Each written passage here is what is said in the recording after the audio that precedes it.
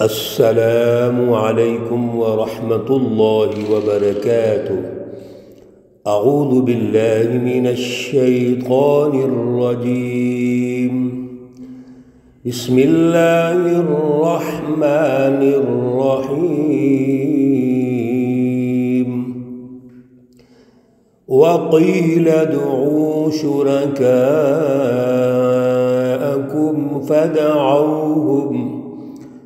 فدعوهم film يستجيبوا لهم ورأوا العذاب لو أنهم كانوا يهتدون۔ صدق الله العلي العظيم۔ اللهم صل على سيدنا ومولانا محمد النبي الأمي وعلى آلہ واصحابہ وبارک وسلم وصلی علیہ۔ معزز سامعین و سامعات، سورۃ القصص پارہ نمبر 20، آیات مقدسہ نمبر 64 تا 69 ہیں۔ اللہ رب العزت ان آیات کا فہم اور شعور عطا فرمائیں اور عمل کی توفیق اور صلاحیت عطا فرمائیں۔ گزشتہ درس میں اللہ رب العزت نے مومنوں کے ساتھ، سچے مسلمان اور سچی جماعتوں کے ساتھ، اور پھر تمام انسانیت کے ساتھ ایک وعدے کو دہرایا تھا، جس کا ذکر ہوا کہ اللہ کا جو وعدہ ہے وہ جہاں بھی ہے، جس طرح بھی ہے، جس موقع پر ہے، وہ سچا ہوتا ہے اور اس وعدے کے اثرات و نتائج ضرور ملتے ہیں۔ اللہ کا وعدہ سچا ہے اور دائمی ہے، ہمیشہ کے لیے ہے، اور اللہ ہر وعدے کے نتیجے میں انسانیت کو فائدہ پہنچانا چاہتے ہیں۔ لیکن کچھ لوگ اللہ کی ان چیزوں کو سمجھتے نہیں ہیں، وہ عارضی زندگی پر اعتماد کرتے ہیں، عارضی اور مختصر زندگی کو سب کچھ سمجھ لیتے ہیں۔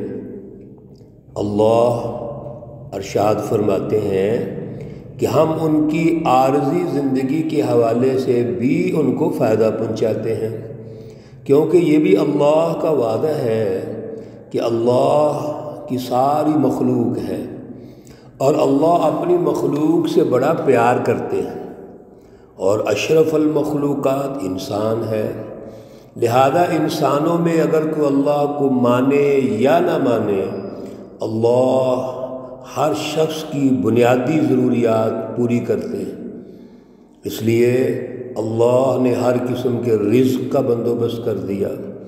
اللہ رب العزت نے انسانی جسم کے جتنے تقاضے ہیں اور جتنی بنیادی ضروریات ہیں ان کو پورا کر دیا۔ لیکن ایک بات ہے کہ یہ دنیا کی زندگی عارضی ہے، مختصر ہے، فائدہ بھی مختصر ہے۔ یہ متاع الحیات الدنیا، دنیا کی زندگی کا فائدہ مختصر ہے۔ اللہ اس وعدے کو بھی پورا کرتے ہیں، لیکن آخرت کے حوالے سے ایسے اشخاص یا ایسی اقوام کی گرفت ہوگی، وہ پکڑے جائیں گے۔ کیوں؟ اللہ نے تو وعدہ پورا کر دیا، لیکن انسان اپنا وعدہ بھول گئے، اللہ کے ساتھ انہوں نے شریک ٹھہرایا۔ اللہ رب العزت کے مقابلے میں اپنے لیڈروں کو، اپنے بڑوں کو، وہ فکری اعتبار سے ہوں، وہ عملی اعتبار سے ہوں، سیاسی اعتبار سے ہوں، اللہ کے مقابلے میں لے آئے۔ اس لیے اگلی آیات میں اور آج کی آیات میں اللہ نے چیلنج دیا ان کو کہ جتنے بھی یہ میرے مقابلے میں تم شریک ٹھہراتے ہو، مختلف عنوانات سے، بڑے بڑے لیڈر اپنے آپ کو سمجھتے ہیں اور ظلم کا نظام قائم کرتے ہیں، اور ایک مخصوص مذہبی طبقہ ان ظالموں کو، ان حکمرانوں کو اپریشیٹ کرتا ہے، خوشامد کرتا ہے۔ آج میرے مقابلے میں ان کو لے کے آؤ۔ آیت مقدسہ نمبر 64 میں بھی اسی چیلنج کو اللہ نے رہنمائی دی اور دہرایا، وَقِيلَ ادْعُوا شُرَكَاءَكُمْ، کہا جائے گا پکارو اپنے شریکوں کو، فَدَعَوْهُمْ، پھر وہ ان کو پکاریں گے، فَلَمْ يَسْتَجِيبُوا لَهُمْ، لیکن ان کو کوئی جواب نہیں ملے گا، وَرَأَوُا الْعَذَابَ، اور وہاں پر وہ عذاب کو دیکھیں گے، لَوْ أَنَّهُمْ، کاش کہ بے شک وہ، کانوا یہتدون، درست راستے پہ ہوتے، رہنمائی حاصل کر لیتے۔ یہ بھی اللہ کا چیلنج ہے کہ جب ان کے شریک اپنے لیڈروں کو پکاریں گے تو کوئی جواب وصول نہیں ہوگا۔ وَيَوْمَ يُنَادِيهِمْ، اور جس دن ان کو پکارے گا، فَيَقُولُ، پس وہ فرمائے گا، ماذا اجبتم المرسلین، کیا جواب تھا آپ کا، اللہ کے جو رسول ہیں ان کا کیا جواب تھا۔ اللہ رب العزت پہلے تو اپنے حوالے سے ارشاد فرما رہے تھے کہ میرا کون شریک ہے، کون مقابل ہے، کسی کی جرت ہے تو لاؤ میدان میں۔ اب اللہ رب العزت اپنے رسولوں کے حوالے سے سوال کر رہے ہیں کہ میں نے رسول بھیجے رہنمائی کے لیے، وہ میرے نمائندے تھے، وہ میری طرف سے میرے جانشین بن کر آپ کی طرف آئے، سچی رہنمائی دی، میرا پیغام دیا، تو آپ نے کیا جواب دیا تھا؟ فَعَمِيَتْ عَلَيْهِمُ الْأَنْبَاءُ، پس بند ہو جائیں گے ان پر جتنے بھی دروازے ہیں گفتگو کے، وہ بند ہو جائیں گے، یومئذ، اس دن، فَهُمْ لَا يَتَسَاءَلُونَ، پس وہ آپس میں بھی ایک دوسرے سے سوال نہیں کر سکیں گے۔ یہ موقع وہ ہے جس وقت ہر طرف سے دروازے بند ہو جائیں گے، اور اللہ رب العزت نے دنیا کے اندر جتنی شفقت کی، رحمت کی، اپنی مہربانی فرمائی، انبیاء علیہم السلام کی شفیق اور معزز جو شخصیتیں ہیں انہوں نے قریب لانے کی کوشش کی، لیکن انہوں نے سچی رہنمائی کو ٹھکرا دیا، تو آج ان کی اتنی بھی حیثیت نہیں ہوگی کہ وہ اس عنوان کے تحت بات کر سکیں۔ ہاں، اللہ رب العزت نے پھر مہربانی فرمائی، پھر شفقت فرمائی اور ارشاد فرمایا، فَأَمَّا مَنْ تَابَ، بس بہرحال جس نے توبہ کر لی، وَآمَنَ، اور ایمان لے آیا، وَعَمِلَ صَالِحًا، اور اس کے اپنے کردار، اپنے اخلاق کو نمایاں کر دیا۔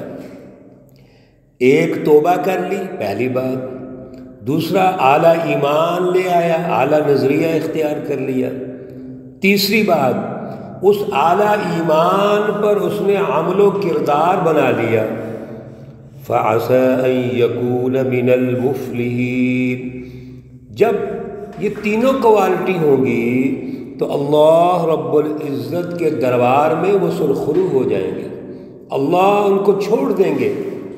کیوں؟ ایک تو توبہ کر لی انہوں نے، اور توبہ تو اللہ کی بارگاہ میں کوئی بھی لے کے آئے، کتنا بھی گناہ گار کیوں نہیں ہے، اللہ فوراً رجوع فرماتے ہیں۔ اللہ تو کہتے ہیں کہ میرے دربار میں کوئی توبہ لے کے تو آئے، اور پھر انہوں نے اعلیٰ ایمان اختیار کر لیا۔ وہ کمپرومائز جو سوچ تھی، اس سوچ سے نکل کر حقیقی ایمان اختیار کر لیا، پھر اس اعلیٰ ایمان پر عمل و کردار بھی ہو گیا۔ جیسے پہلے بھی عرض کرتے ہیں، سب سے پہلے اللہ کی رٹ ہے دماغوں پر دلوں پر، اس کو ایمان کہتے ہیں۔ ایمان کا تقاضا یہ ہے کہ ہمارے دل اللہ کی طرف جھک جائیں، ہماری اپنی کوئی رائے نہیں ہونی چاہیے، کوئی خواہش نہیں ہونی چاہیے، اور دوسرے نمبر پر اللہ کی رٹ ہمارے سسٹم میں ہونی چاہیے۔ اعلیٰ ایمان تو قلب میں آ گیا، دماغ میں آ گیا، اس کا اظہار کہاں کرنا ہے؟ اس کے اظہار کے لیے ہمارا سماجی نظام ہے، ہمارا سیاسی نظام ہے، ہمارا معاشی نظام ہے، معاشرتی نظام ہے، یہاں ہمارے عمل و کردار کا پتہ چلے گا اور یہ کامیاب ہو جائیں گے، سرخرو ہوں گے۔ اللہ رب العزت اپنی بالادستی کو ارشاد فرماتے ہیں وَرَبُّكَ يَخْلُقُ مَا يَشَاءُ وَيَخْتَارُ۔ سنو، آپ کا جو رب ہے وہ پیدا کرتا ہے جس کو چاہتا ہے اور پسند کرتا ہے۔ مَا كَانَ لَهُمُ الْخِيَرَةُ، ان کو کوئی اختیار نہیں ہے۔ سبحان اللہ، اللہ رب العزت کی ذات اقدس پاک ہے، وتعالی اور بلند ہے، عما یشرکون، اس فکر اور سوچ سے جس پہ وہ شرک کرتے ہیں، اللہ کے ساتھ شریک ٹھہراتے ہیں۔ میرے عزیزو، اللہ جس کی صلاحیت کو چاہتے ہیں کہ بڑھائیں اور وہ سوسائٹی میں قائد اور لیڈر بن جائے، اللہ اس کی سرپرستی کرتے ہیں، اس کی جد و جہد کو اللہ مزید آگے بڑھاتے ہیں۔ اور جو اللہ کی رہنمائی کو حاصل نہیں کرتے، اندھے ہو جاتے ہیں، ان کے دلوں پر مہر لگ جاتی ہے اور وہ واپس چلے جاتے ہیں۔ وَرَبُّكَ، اور یاد رکھیے، وَرَبُّكَ، اور آپ کا جو رب ہے، یعلم، جانتا ہے، مَا تُكِنُّ صُدُورُهُمْ، جو بھی کوئی چھپاتا ہے اپنے سینوں میں، وَمَا يُعْلِنُونَ، اور جو وہ ظاہر کرتے ہیں۔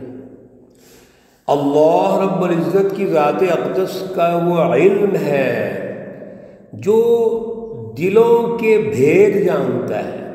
اِنَّهُ عَلِيمٌ بِذَاتِ الصُّدُورِ، اللہ رب العزت تو ہمارے سینوں کو جانتے ہیں، ہم کیا سوچ رہے ہیں، کیا قلب کے اندر اس وقت گھوم رہا ہے، یہ اللہ کو پتہ ہوتا ہے، اور جو ہم ظاہر کرتے ہیں وہ تو پتہ ہوتا ہی ہے۔ میرے عزیزو، اللہ کی جب یہ بالادستی ہے، ہر اعتبار سے اللہ ہمارے اوپر غالب ہے، قدیر ہے، وہ محیط ہے اللہ کا علم، تو پھر ہم یہ کیسے کر سکتے ہیں کہ اللہ کی گرفت سے نکل جائیں، اللہ کے ساتھ کسی کو شریک ٹھہرا لیں، کسی کو بڑا لیڈر سمجھتے ہوئے ہم اس کے سامنے جھک جائیں؟ نہیں، اللہ کے سامنے جھکنا ہے۔